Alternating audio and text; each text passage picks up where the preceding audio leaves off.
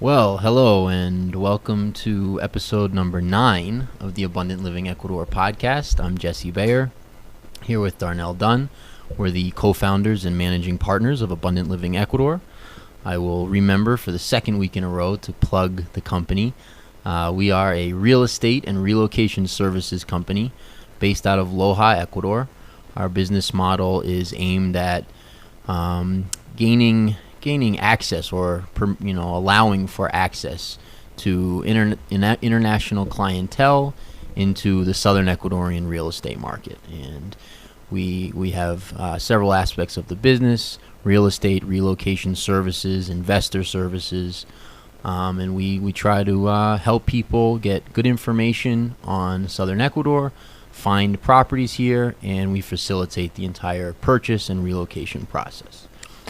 You can find us on our website at www.abecuador.com. That's A as in apple, B as in boy, Ecuador.com. You can reach us on our toll-free line, 888-999-0948. That's 888-999-0948. So we're going to go in a little bit different direction today. We have a little bit different show for you. We are going to talk about a project that we're in the process of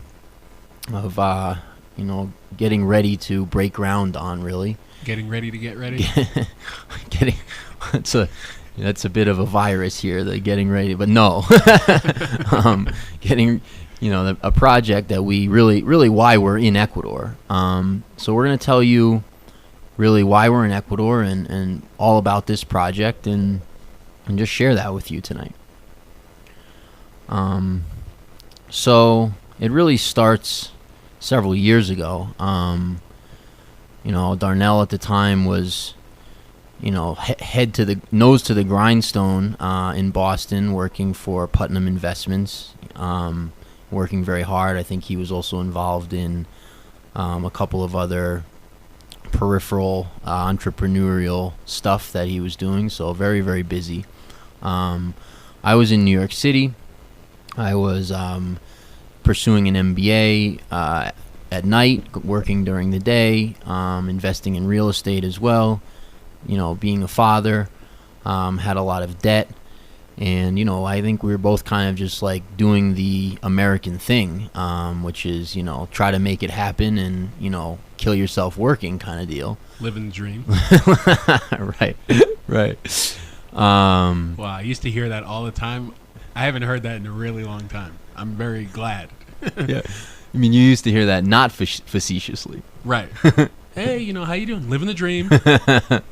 Right. Boston, it's like, and I don't know much about it other than what you've told me, but it's like, Boston financial services culture. Like, anyhow, so from my perspective, I'm at that time, doing all of those things, and something told me I needed to start reading, basically. And I hadn't read for pleasure in a number of years. I had, very, very, very busy, and I'd put myself through college, working 2 jobs, and so I did a lot of reading, obviously, in college, but I hadn't read for pleasure in a long time. And I don't know, something was just bugging me internally, like, hey, I've got to start reading. So I bought a Kindle.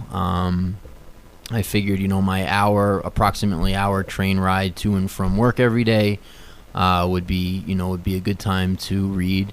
Didn't know what to read. Knew I didn't want to read fiction. So, kind of was looking around for stuff to read. Of all things, I think the first book I bought was The Complete Writings of Abraham Lincoln, which was kind of boring, to be honest with you, but had random and had some interesting insight. From there, I read a book by Noam Chomsky. I read a book by Naomi Klein. I read a book by Russ Baker. And Noam Chomsky's a socialist, by the way. yes, pretty much, I would say, yes. Noam Chomsky is a great researcher, of which I agree with none of his conclusions. but he was actually one of the first people that I read. We had a communications class, and I don't know, maybe freshman year of college. And he was like the first person that talked about, or that I had read that talked about, the Iraq War and like Right. mass communication and manipulation and all those kinds of things, which was really interesting. It was a real eye-opening experience. I only subsequently found out that he was full of shit. Yeah, no, I personally have a ton of respect for Noam Chomsky. I think he's one of the world's great researchers. Again, I don't agree with any of his conclusions, and I think he really misses the big picture on a lot of things. But as a researcher, I think he's tremendous. Oh, absolutely. Anyhow, so one thing led to another, and it was really bugging me because I read several other books after that, and what was happening is I was seeing these themes and even specifics, like specific names of people, specific characters, and specific corporations, and all these very specific things that I'm seeing written about by tremendous researchers who are mainstream. At that time I'm reading mainstream stuff, who are writing about these conspiratorial-like events, maybe JFK's death, or stuff that was going on in Latin America by the CIA, or these kinds of things. And I'm finding that the same names are popping up by these writers who are writing about completely different subjects and don't have any knowledge of each other's work, and so on and so forth. And that made me, I'm the kind of person that, like, I need to know everything. If there's something I'm not sure about, I have to check it out until I am sure. I don't like having really unanswered questions in my head. So that sent me down a trail of trying to figure out, well, how could that be? If this guy was involved in this event and this event and this event by these, very reputable, very well-researched scholars, how can that be? And, that basically opened up a Pandora's box. I had a major just change in myself and my life and what I wanted to do with my life. I spent the next couple of years researching anywhere from 2 to 12 hours a day, really. I was still going to work, I was still pursuing my MBA, but they were on the back burner, really, in a certain extent, because my whole worldview was shifting, and I needed to find out if all of these things could possibly be true or not.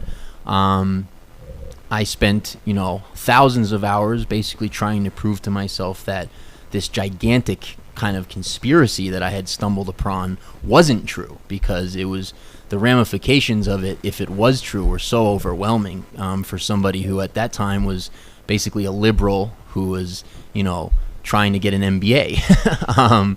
So that took me down all kinds of paths, and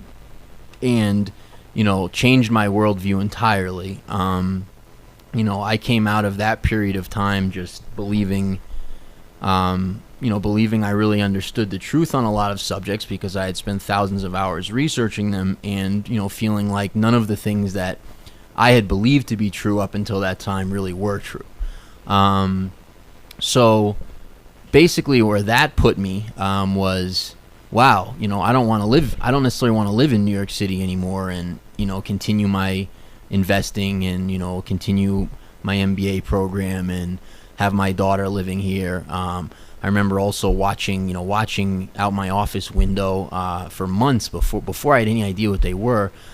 These planes, like, leaving lines in the sky out my window, and pointing it out to my boss, and we used to talk about it all the time. And then one day I Googled it, and for anyone who's gone down that rabbit hole, you know what that's all about. But so I went down every rabbit hole there was to go down. I did it very meticulously. I'm a very, very skeptical person. It took me just an inordinate amount of time to figure out what was true and what wasn't. But all of that led to, holy shit, we're fucked. Which kind of put a lot of fear in me at that time of my life. This is going back, 3 years, 4 years or so. And feeling like a change was in order, and not really knowing what that change was. So I was going back and forth with another friend, a mutual friend of ours, who actually was originally planning on coming to Ecuador as well, but wasn't able to make that happen. And we're kind of, tossing solutions around, and one day it dawns on me, and it just hit me like really like a ton of bricks, to use an overused expression. It was like, okay, we can't fight this, all this stuff that's going on, and all this world of kind of coordinated darkness that seemed to be really everywhere. And we can't. There's no way to go against that, right? I mean, they've got quote they, they've got everything on their side, right? I mean, the TV and the education and the guns and the military and the cops and all the enforcement systems and you name it. Federal Reserve. The Federal Reserve, exactly. So, so that feels very hopeless for anybody who's researched this stuff and gone down some of these pathways. That feels very hopeless. But anyways, it hit me one day. It's like, you can't fight them. What you have to do is create an alternative that makes them irrelevant. Because basically they function on consent, and they use a lot of fear and a lot of kind of magic, really, to get that consent out of you. So, and what is the reason that people consent? They consent because they feel like they have to for their well-being. They feel like the things that are being offered are necessary. So what would have to be done is an alternative would have to be created, another option, basically, which makes them irrelevant or obsolete or ineffectual at the very least. So I said to my friend at that time, I was saying, why don't we go to South America, a place that is not as controlled as the United States was at that time, and of course still is. Why don't we go to South America, to a place that doesn't have the same degree of control mechanisms in place? Why don't we buy a gigantic piece of land? Why don't we do a development there that unleashes all of the technological and intellectual knowledge that we've accumulated over this time doing all of this research, unleash it in one place? So I'm talking, Tesla technology, free energy. I'm talking about health and all of the hidden cures for everything. I'm talking about education, real education, not public indoctrination. I'm talking about systems of living. I'm talking about, people like Nassim Haramein. I'm talking about all of these incredible work that's been done by incredible people over thousands of years, but never allowed to flourish in any one place. So, and that certainly includes the money system and many other things, which hopefully we'll talk about tonight.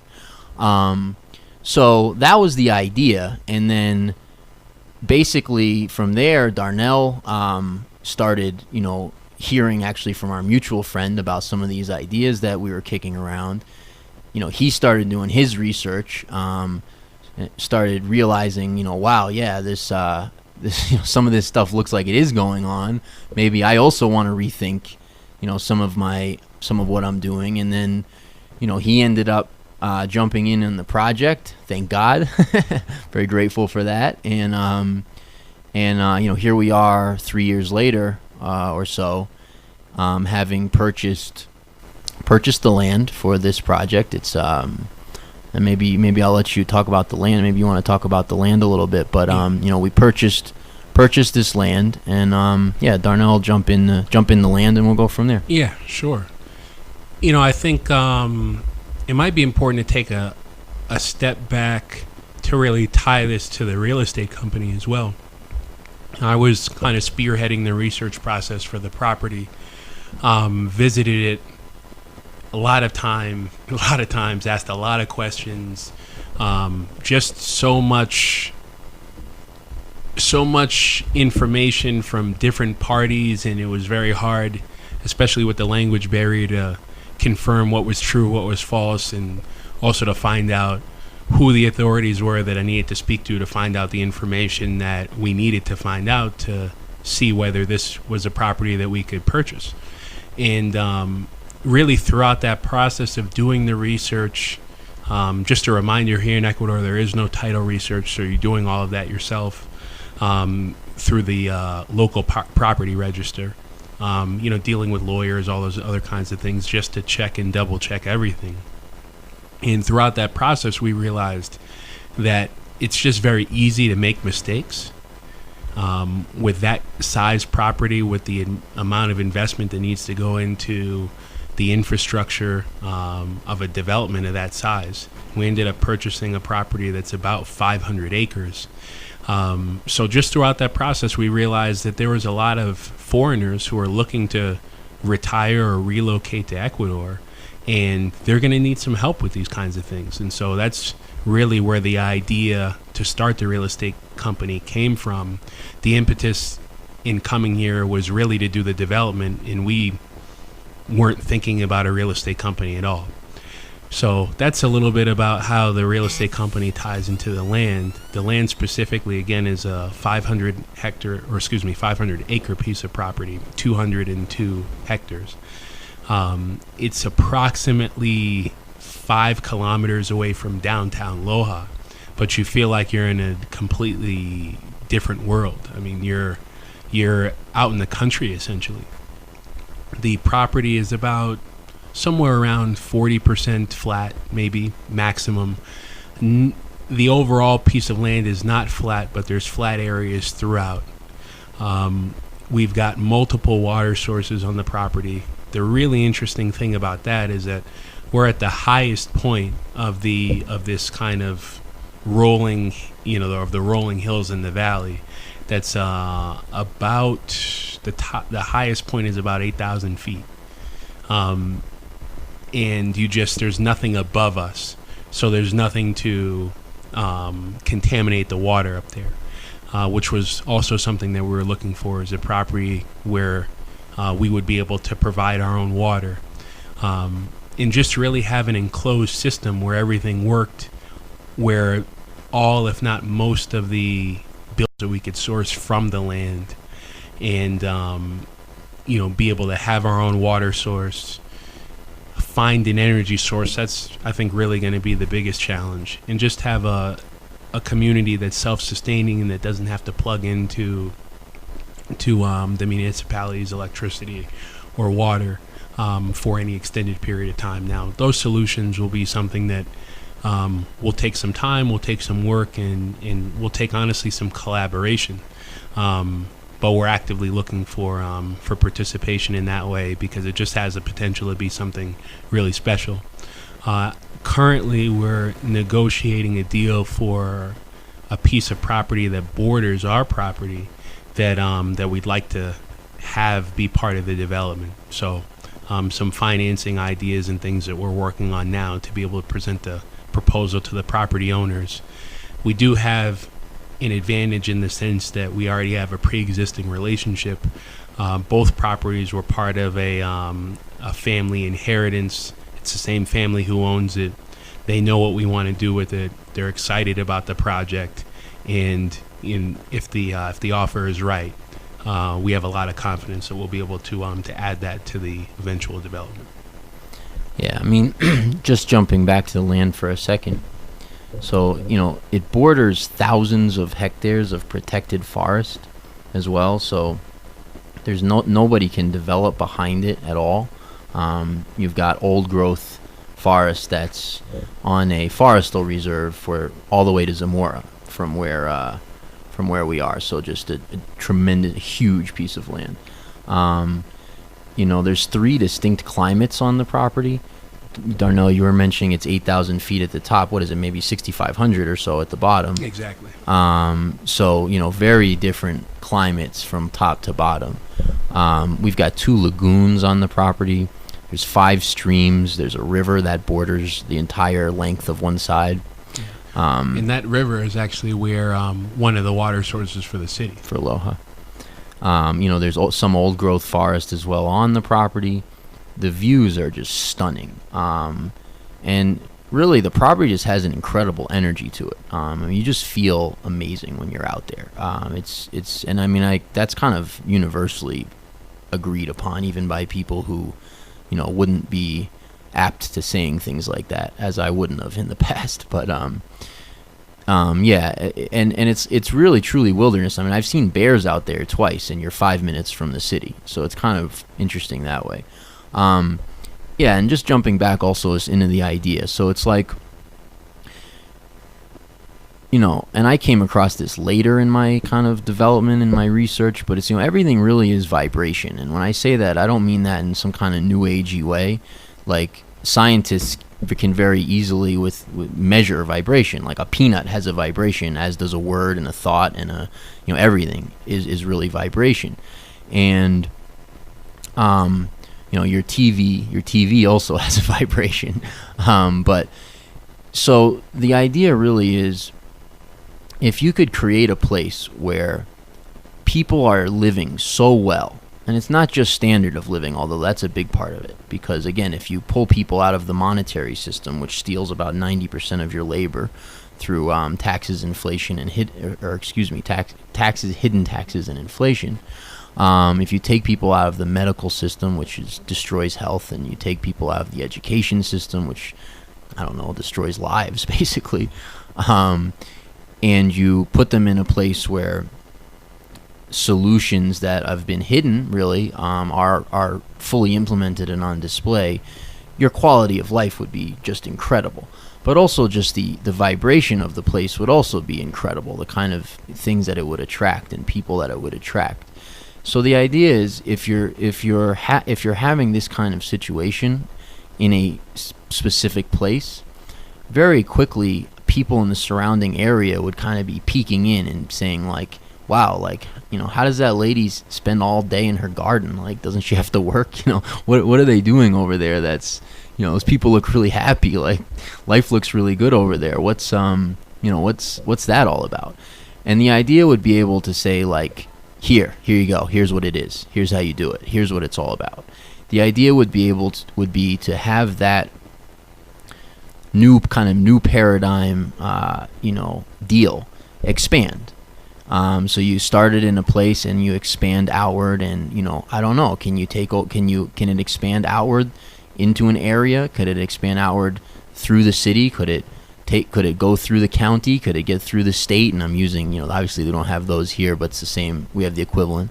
Could it go through the state? Could it go through the country? How about a region of South America? How about all of South America? How about the world?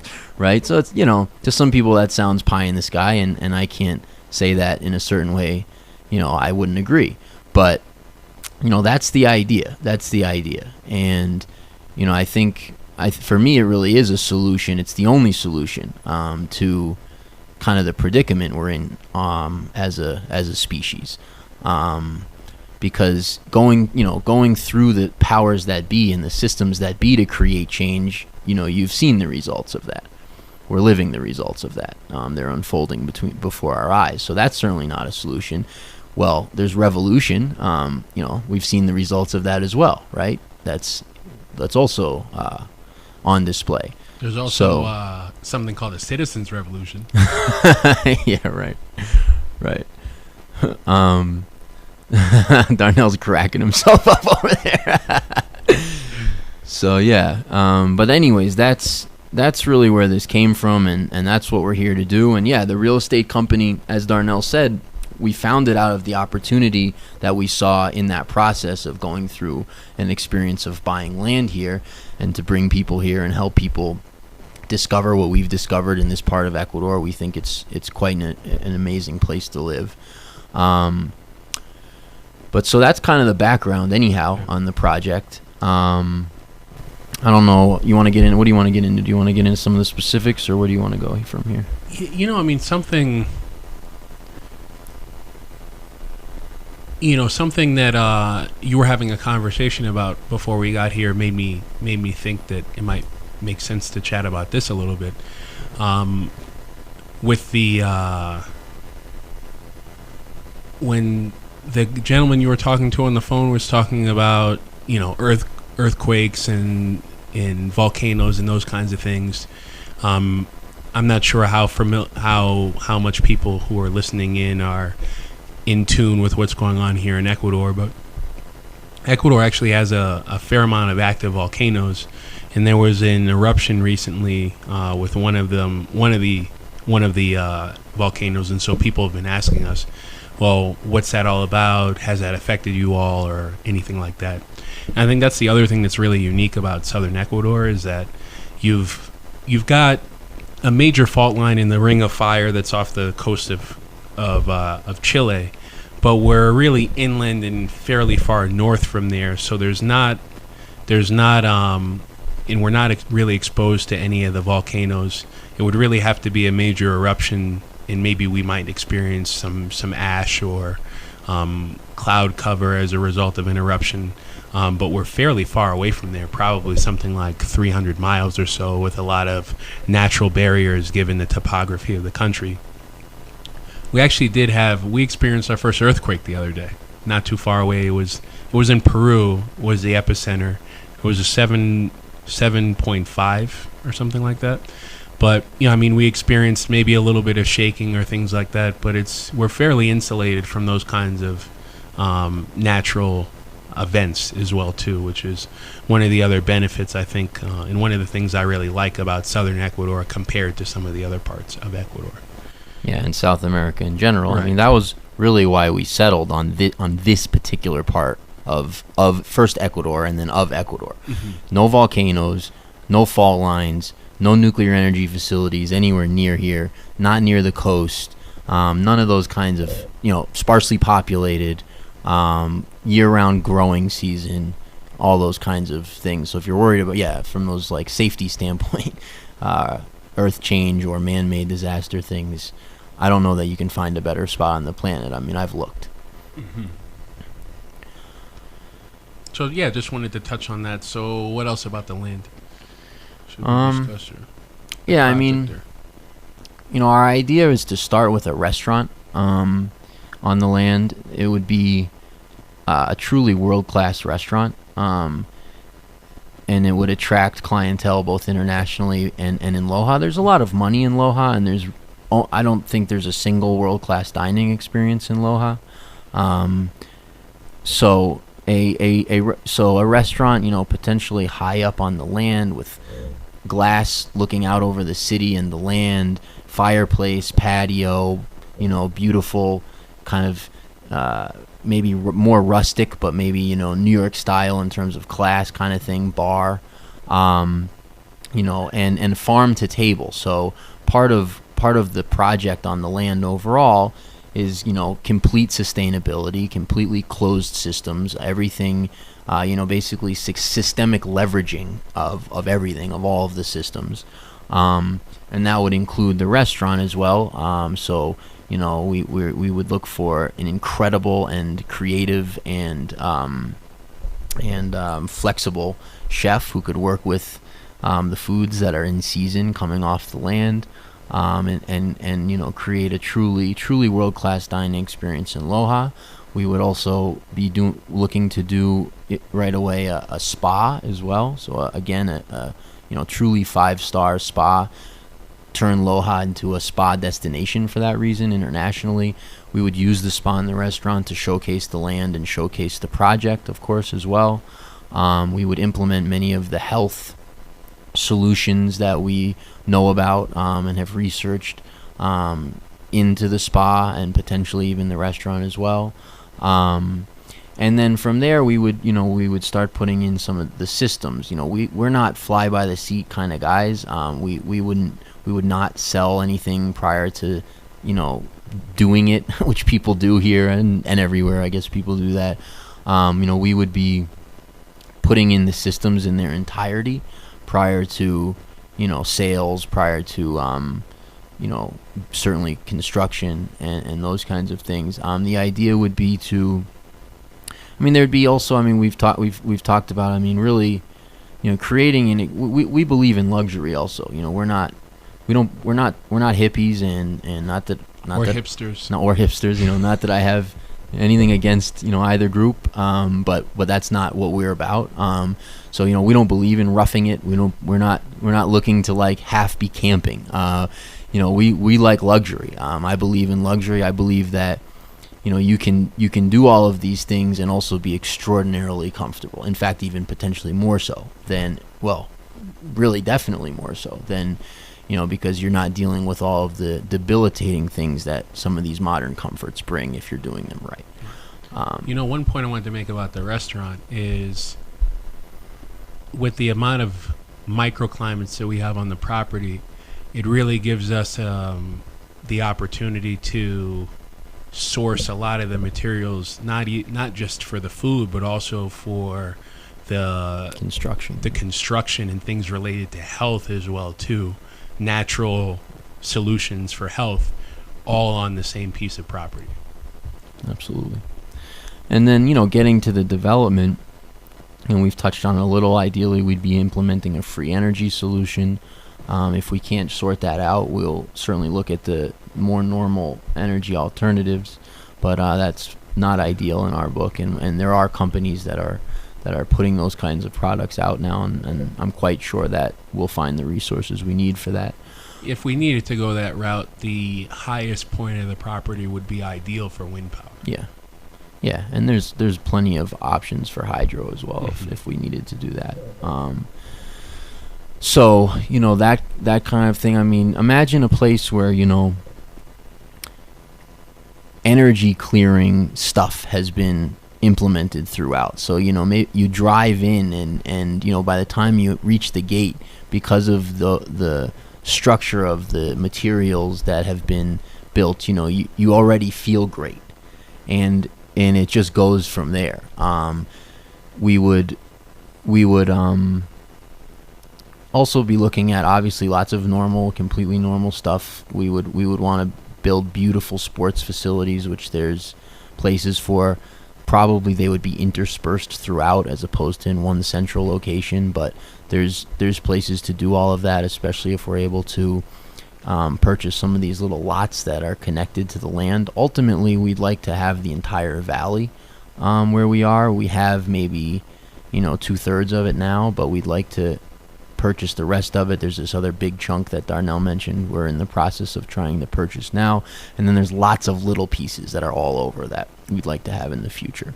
And then the agricultural stuff is a huge part of it as well. So people could buy shares or something of that nature, and their food supply is outside their window, and we wouldn't be trying to put restrictions on things and all that. We're not, we don't believe in coercion, so we're talking about a place free of coercion in all its forms. We very much believe in voluntarism, and that would be to some degree the ideological underpinnings of the development. I hate the word community, but I'm glad you caught yourself. It applies, I suppose. Yeah. I mean, it does, but it's like it has a lot of weird connotations. Yeah. Right. And I mean, I feel that way because communities always fail because they're communal. It's like communities always fail because they're socialist or things. Like they're like we, and like that's just not how life works.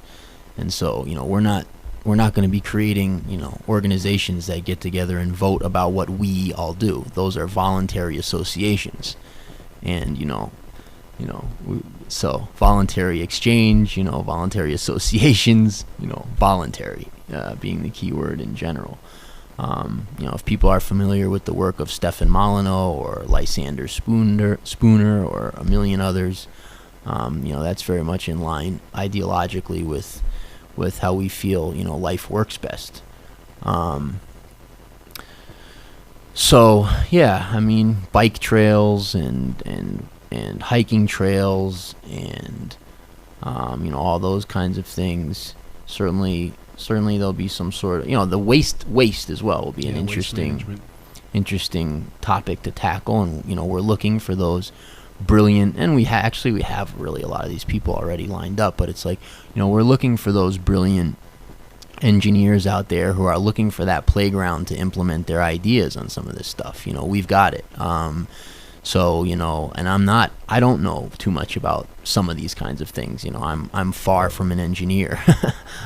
So I mean, I struggled with 10th grade geometry mightily. So that's not my thing. But so a waste system that in a sound way, both health-wise and ecologically, deals with the waste and then uses it. And whether that uses, it could be used even in energy production, but probably more likely or as well in food production.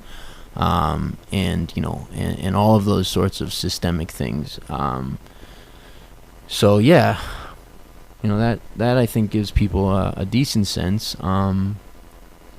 There's just so much out there, and it's so fascinating, and it's very real. I mean, I used to laugh at these kinds of things when I was a kid, even up till not that many years ago. Like, people talk to me about, dimensions or energy, or, like, hey, this crystal does X, Y, or Z. I mean, like, as far as I was concerned, that person should be committed. But, in the last few years, like, I've experienced all that stuff firsthand. And, it's very real. You can absolutely affect things energetically through the intention of what you're trying to do, and then the implementation of those ideas. So that's kind of what this is all about to some degree. Education, the same thing. So imagine if your kids were learning the work of Nikola Tesla, we're learning the work of Nassim Haramein, we're learning about voluntary exchange and about those sorts of concepts. Imagine if your kids were getting a real education, and if your kid was 12 years old, working on a free energy system, or or was deeply involved in actual philosophy, not the garbage that we've been fed. So that's a piece of it, and the medicinal piece of it, as we've touched on briefly. But it's like, there's just solutions for all those things, and they're very well understood. They're just not implemented. People have to seek them out on their own. They often travel at high cost, and it's like, that's not the way it should be. So I'm really excited about living there as this thing unfolds. Yeah. I'm looking forward to drinking water out of the tap. Yeah, right. Water that's not chlorinated and fluoridated and everything else. They don't fluoridate water here. They fluoridate salt. but which is actually, if you want to get fluoride into people, it's actually a much more effective way. Yeah. It's like the only thing that they do better in Ecuador than they do. Yeah, right. They fluoridate salt here, and then they make it illegal for restaurants to use non-fluoridated salt. Because they say you're going to get some kind of disease, so they're just, they're looking out for you. Yeah, they say it's good for your throat. In the States, they say it's good for your teeth. Here, they say it's good for your throat. So your throat. And I've had multiple people tell me that. When anyhow. Because, of course, your throat needs a lot of maintenance. It needs, because otherwise, if it doesn't have fluoride, it's going to fall out. Yeah. Wow, Yeah, that's interesting. Yeah, it is. So yeah, that's that's why we're in Ecuador. That's what we're here to do. Money system too.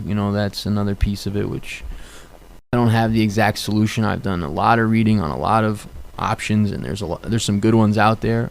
So we'll be implementing some system of exchange. I mean, that's all money is. Money is a unit of exchange. It's just a inflated taxed unit of exchange. Right. So, you trade your labor for money, and then your money for goods, and you just lost almost all your labor. So instead, trade your labor for goods in some other way. You don't lose all of your labor in that exchange. It's not rocket science, but very well hidden. So very well hidden. Yeah. It really is incredible how it's so hidden, in that you really have to look into it to understand how it works. That was maybe, back then, that was maybe the hardest thing for me to wrap my head around, was the money system. The money system is it's difficult to sort out. I mean, I now I've got it great. I can explain it to someone really simply. That took me a long time to get to that point.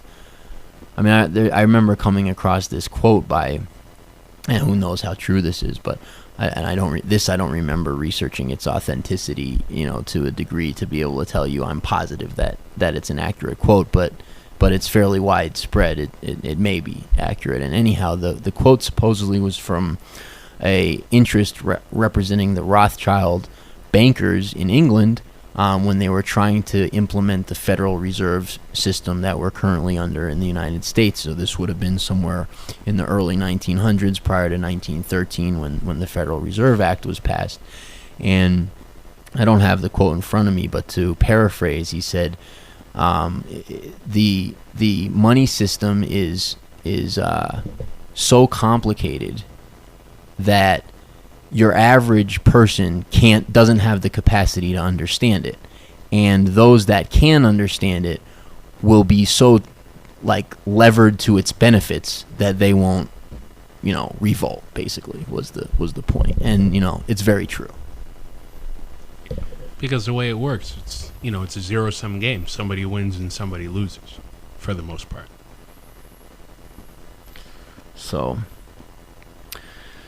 So yeah, a different way, a better way. I mean, that's really the point. So we're full speed ahead, and yet also 90% of our energy right now is in the real estate company. That's really what we're all about right now. We could certainly use, as Darnell mentioned, people's energy to get behind this, and whether that's ideas or more importantly, really financially. There is a lot of money to be made as well here, both in the real estate company and in this project. I mean, just silly numbers money. It's a tremendous opportunity. I mean, in the real estate company, we have the opportunity to control, at the very least, an entire portion of a country's, entire region of a country's real estate market.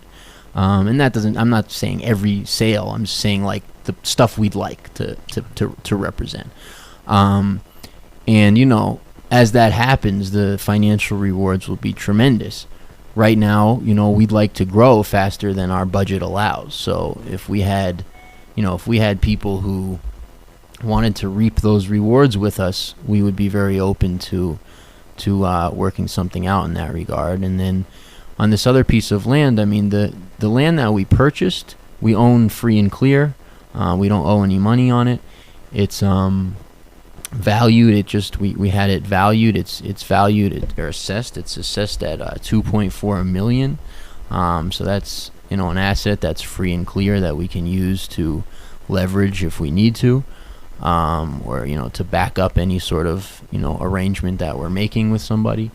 Again, we're looking to purchase this other piece that's connected to it. It's just an exquisite property. The owners want way too much for it, but as Darnell mentioned, I think if we came up with a decent offer, and they've also expressed some flexibility as well in terms of the structure of the deal. It's 125 acres or so, but a much larger percent of it is flat than our land, and it also is the place where our right-of-way passes through, and so it gives us more flexibility in terms of how we construct our right-of-way, allows us to build it both wider and with the kind of lighting that we want to have and the kind of drainage that we want to have as well. Sidewalks and all those kinds of things. So it makes it a lot more flexible, and it's going to make the piece that we own now better, ultimately. And it's just a beautiful piece of land. Kind of completes the piece of land that we have. As you mentioned, it previously it was part of it. Right. So yeah, we're looking for people who feel our, who have interest in our vision and want to hop on board in some capacity. Something I didn't get the thing that I was going to mention to you before we got on the air as well is I was a guest at a lunch meeting for a company called Ecuador Expat Journeys. They run 6 countrywide tours a year for people looking to learn more about Ecuador or relocate to Ecuador. And I maybe spoke to 12 or 13 people who did the extension of the tour that includes a day in Vilcabamba and a day here in Loja. And I was talking about my experience and how I got here, about the real estate company, and also about how we got here, being the project. And the majority of the questions that I got outside of just, hey, Darnell, what's it like living here as a foreigner, were all about the development. So there's a lot of people who are looking to relocate or retire to South America are looking at Ecuador, are hearing more about southern Ecuador, and are excited about the project that we have planned. And I didn't really get into details in terms of the systems. Really, I just focused on how beautiful the property is, its proximity to downtown, and the fact that not only is there going to be demand in my mind from foreigners, but also from local people who are looking to retire but don't want to go as far as Malacatos or Vilcabamba, which, just for reference, is about anywhere between 40 and 50 minutes away from the city. A lot of people have their lives here. They may have businesses, and they just, would like to, their life is kind of here as opposed to there. Also, issues with climate. Some people would prefer to be here versus there, climate-wise, and so it gives people here an option of a place to retire that's in the city but not really. And I think those are some of the factors that I think will influence demand for what we're bringing to the table. Yeah, that's a great point. Piggybacking off of that, it's like families and people worldwide are really looking for this kind of thing, and I don't mean everybody, but some percentage of them, and a growing number. So we can present to people the idea of you're in a year-round warmth, your food is outside your window, you've got every luxurious facility that you could ever want from any walk of life on your property, and you've got all these added bonuses in terms of the way we've gone about all of these things. So whether you're into that stuff or not, it's for you. We're not saying like, hey, you've got to believe in like this crystal energy work to like live here.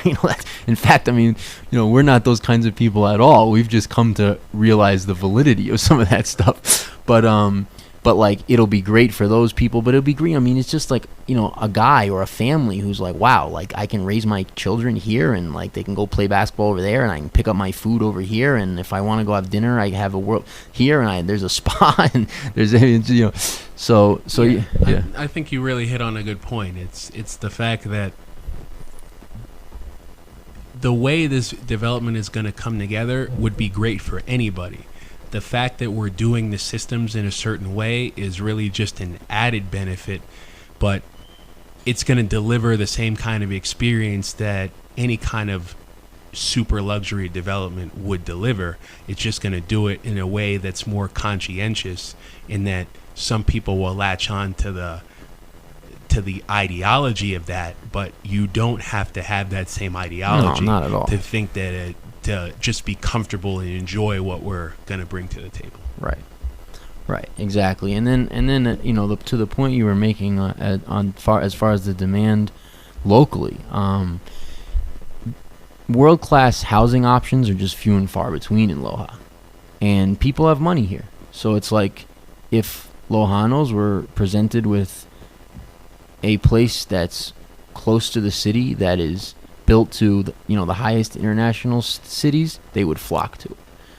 So I agree with your assessment of the possibility of local demand in that way. And the other thing about that is that, and this is the added benefit of the real estate company for anybody who's interested in potentially investing alongside us in that venture, is that when that happens and when this development comes online, and we're talking about 500 acres of space, much of which is going to be used as a lot of which is going to be used for building homes. Think about the opportunity we're going to have as a real estate company when all those people who buy into our project want to sell their properties. Sure. Those are going to be a lot of really high-end places that those people are living in now that will have the opportunity. Right. And of course, we'll sell the project through the real estate company as well, obviously, and that'll be nice. Yeah, the other thing about it too is that these houses are not going to be on top of each other. We're not talking about lots like, hey, I've got a lot and a fence because my neighbor's on the other side. These are going to be more like quintas, or even individual fincas, which are, fincas means like a large piece of land, and quinta is like bigger usually than like a lot, lote. So what's cool about the land is like it's so varied that it's like I could have, a hectare or 3 hectares or 5 hectares or 11 hectares if I wanted, if I really wanted a property with space to roam and woods and streams and, whatever. But whatever size I have, I could be relatively close to the next person's lot, but it could be on the other side of like a big hill that you don't even know they're there, much less feel like you're on top of them. So the idea is to have, this is to have comfortable living, not suburban style living. Although if someone wanted a smaller lot, it's not that won't be available. But that's not the idea. Is really you live in this incredible place with all of these benefits and all of these options, and they're right there. But you've got your own piece of land, potentially a large piece, and you're king of your castle. You want to fish in your stream or whatever. I don't have anything off the top of my head, but whatever you want to do on your piece of land, you're able to do so. So it's not an urban or suburban style development. Yeah, it's really like living in the country while being very close to the city. Yeah, and that's the other cool thing about it. You're 5 minutes from Loja, so if there is stuff that you need, which of course there is, you can just head to the city. I mean, we didn't start looking for land in the Loja area. We ended up buying this piece of land in the Loja area just because of how special it was. But we came to realize after the fact that, like, hey, it's pretty cool also that you're, like, in the wilderness and 5 minutes from Loja. So it solves a lot of needs for people, based on whatever they're. It's like if you want to be in the country, you're good. If you want to be close to the city, you're good. Yeah, all with all of those fringe benefits that we were talking about. Yeah. All right. Any other stuff you want to hit on? Well, I guess last thing, we actually had to reschedule one of our guests, Dave Johnson from Cuenca Expats Magazine. We'll be doing a show with him later this week, as well as Marco Munoz, who is a local English-speaking lawyer who we work with. And we'll have him on our next show and Dave on the show after that. So tune in for information from them. They'll be both great shows. Marco is a local lawyer here, works with a lot of foreigners, has office space in both Loja and Vilcabamba. So we'll get to hear from him on a wide variety of topics. He also works a lot with foreigners looking to get residency here, so he can talk about that as well too. And then with Dave, as I mentioned on the last show, he's a gentleman with 25 years of publishing experience, and he's launched the only English-speaking magazine in Cuenca, and he'll be on the show to talk about his transition, what brought him here to Ecuador, what living in Ecuador with a family is like, and some of those kinds of things. So we're really excited to have both of those guests on. Thanks again for tuning in to this episode, and we'll talk to you soon. Take care. Have a great night.